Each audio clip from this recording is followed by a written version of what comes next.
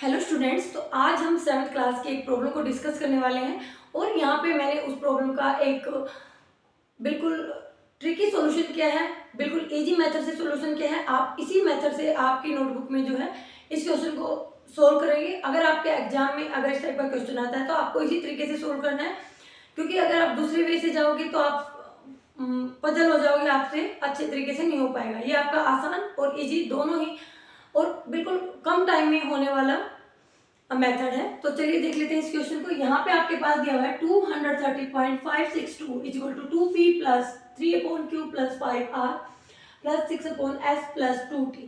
यहाँ पे हमें कुछ p q r s t ये हमारे कुछ वर्ड दिए हुए हैं, यानी कि अल्फाबेट्स दिए हुए हैं जिनकी वैल्यू हमें नहीं पता है, और उनकी वैल्यू पता करने के बाद हमें इसकी वैल्यू फाइंड आउट करनी है, यानी कि 2p plus 10q plus 5r plus 7s plus 13t की वैल्यू को फाइंड आउट करना है। अब इसके लिए आपको क्या करना है, सबसे पहले हम इस नंबर को देखेंगे। यह नंबर हमारे पास है 230.562। अब देखो, अगर ये हमारा होल पार्ट है, क्योंकि डेसिमल में ये इस साइड वाला हमारा होता है होल पार्ट और ये हमारा होता है फ्रैक्शनल पार्ट, और इनकी जो प्लेस वैल्यू होती है वो भी डिफरेंट होती है। अब देखो, इसकी जो प्लेस वैल्यू होगी, ये वंस, ये टेंस, ये 100। अब ये टेंस, ये हमारा 100th और ये हमारा 1000th। अब इसमें क्या करना है, आपको इनकी प्लेस वैल्यू को अलग अलग तरीके से एक्सपेंड करना है। यानी कि देखो, 2 मल्टीप्लाई में क्या हो गया 100, अब 3 मल्टीप्लाई में क्या हो गया 10, 0 मल्टीप्लाई में क्या हो गया 1, क्योंकि ये 1 प्लेस है। 5 10th प्लेस पे है, तो इसका मतलब 5 मल्टीप्लाई में 1/10, 6 मल्टीप्लाई में 1/100, 2 मल्टीप्लाई में 1/1000, क्योंकि वो 1000th प्लेस पे है। अब आपको यहाँ पे इन सबको प्लस कर देना है। प्लस करेंगे यानी कि यहाँ पे हमारा क्या आ जाएगा 200 कंप्लीट, ठीक है। यहाँ पे इसमें इसको plus plus plus plus plus सभी वैल्यू को, तो यहाँ पे देखो हमारा 200 आ गया। इसको अगर हम करें सोल्व तो ये हमारा आ गया 30। अगर हम इसको सोल्व करें तो ये हमारा आ गया 0, और अगर हम इसको लिख रहे हैं इसको, तो ये देखो इसको हम करेंगे यानी कि 5/10, यानी कि इसकी हमारा हो जाएगा 0.5, तो हमने यहाँ पे लिखा है इसको 0.5। अब हमने इसको लिखना है, ये हमारा हो जाएगा, क्योंकि ये हमारा देखो ये हमारा 6/10 है, 100 है, तो यानी कि 2 0 है नीचे, तो 2 के बाद डेसिमल लगाएंगे, तो एक तो हमारे पास है, एक यहाँ पे 0 लगाएंगे और 0, यानी कि ये हमारा हो जाएगा 0.06, और यहाँ पे हमारा ये हमारा हो जाएगा 2/1000, यानी कि इसको डेसिमल में कन्वर्ट करेंगे 1 2 3 के डिजिट के बाद डेसिमल, यानी कि 1 हमारे पास है, 0 0 और पॉइंट और 0, यानी कि ये हमारा होगा 0.002। अब आपका जो बाकी प्लेसेस है, यानी कि डेसिमल की जगह डेसिमल लगा दिया हमने, फिर इनके राइट साइड में यानी कि यहाँ पे 0 लगा सकते हैं, यहाँ पे भी हम 0 से फिल कर सकते हैं, यहाँ भी, क्योंकि पहले हम इनको लाइक फ्रैक्शन बनाएंगे, उसके बाद इनको ऐड करेंगे। तो ये हमने लाइक फ्रैक्शन बना दिए, भाई सारे हमारे लाइक फ्रैक्शन बन गए। लाइक फ्रैक्शन का मतलब है कि सबके अंदर जो हमारे डेसिमल से पहले डेसिमल के बाद वाले पार्ट है वो इक्वल हो जाए। इक्वल रहने का मतलब है कि यहाँ पे जो नंबर ऑफ डिजिट है वो इक्वल हो जाए।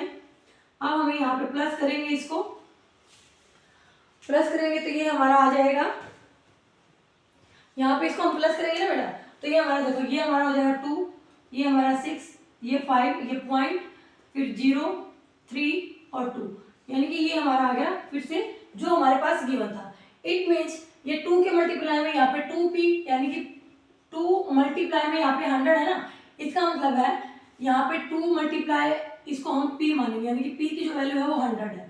अब यहाँ पे है 3 मल्टीप्लाई 10, यानी कि 3 मल्टीप्लाई में q, तो जो q की वैल्यू है यानी कि ये हमारा 3 हो गया और ये हमारा q हो गया, यानी कि 3 मल्टीप्लाई ये q हो गया, ठीक है। ऐसे हम सबकी वैल्यू यहाँ पे लिख देंगे, यानी कि यहाँ से अगर हम देखें तो ये हमारे 2 के साथ क्या लगा हुआ है, 2 के साथ यहाँ पे p है ना, तो p की वैल्यू हमारे पास है 100। 3 के साथ लगा हुआ है q,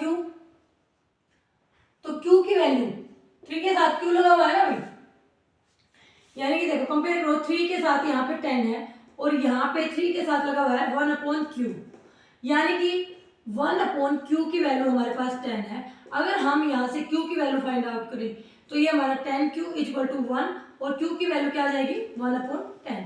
तो यहाँ पे आपको ऐसे यहाँ पे q की वैल्यू लिख लेनी है 1/10। फिर ऐसे सेम तरीके से हम यहाँ पे r की वैल्यू निकालेंगे। देखो यहाँ पे हमारे साथ 5 के साथ क्या है 1/10 और यहाँ पे क्या है r, इसका मतलब r की जो वैल्यू है वो भी क्या है 1/10। अब यहाँ पे हमारे पास 6 के साथ है 1/s, यानी कि देखो 6 के साथ है 1/s और ये इक्वल टू है 6 के साथ है हमारे 1/100, यानी कि 6 से 6 कैंसिल हो जाएगा, यानी कि 1/s इक्वल टू है 1/100 और यहाँ से अगर हम वैल्यू निकालें तो s की जो वैल्यू आ जाएगी वो आ जाएगी 100। तो s की जो वैल्यू है वो हमारे पास है 100। सेम तरीके से हम 2t की वैल्यू निकालेंगे। देखो यहाँ पे 2 मल्टीप्लाई में t, 2 के साथ 1000 मल्टीप्लाई में है, यानी कि t जो है देखो 2 मल्टीप्लाई में t इक्वल टू है 2 मल्टीप्लाई में 1/1000, तो 2 से 2 कैंसिल, यानी कि t की जो वैल्यू है वो आ गई 1000, यानी कि t की जो वैल्यू है वो हमारी आएगी 1/1000। Now these value put in this equation, यानी कि ये हमारे क्या है 2p, यहाँ पे ऐसे करो, ये हमारा 2p है ना 2p, ये हमारा हो गया 2 मल्टीप्लाई में 100। अब 10q है यानी कि 10q, अब q की वैल्यू है 1/10, तो देखो 10 मल्टीप्लाई में 1/10। अब r की वैल्यू है r, यहाँ पे हमारे पास है 5r, यानी कि 5 मल्टीप्लाई में r की वैल्यू हमारे पास है 1/10। अब s है s, यानी कि 7s, यानी कि 7 मल्टीप्लाई में s की वैल्यू हमारे पास है 100। अब यहाँ पे हमारे पास है 13t, यानी कि 13 मल्टीप्लाई में t की वैल्यू क्या है 1/1000।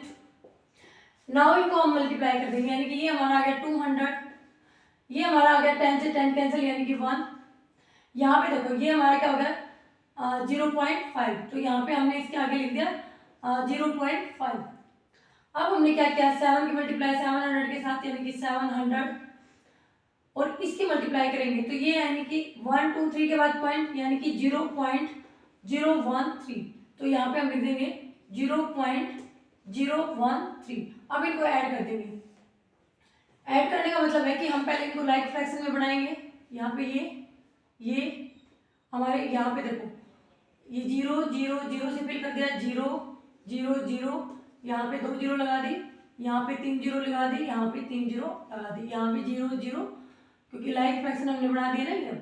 अब क्या हम इनको ऐड कर सकते हैं, कर दो भाई। तो देखो 3, ये 1 5.1, यहाँ पे हमारे 0 और 9, यानी कि जो हमारा ये है इसकी वैल्यू हमारी क्या आ जाएगी 901.513। आई होप सब बच्चों को ये क्वेश्चन अच्छे से क्लियर हो गया होगा। फिर भी कोई डाउट है तो आपको क्लास में इसको हम फिर से डिस्कस करेंगे।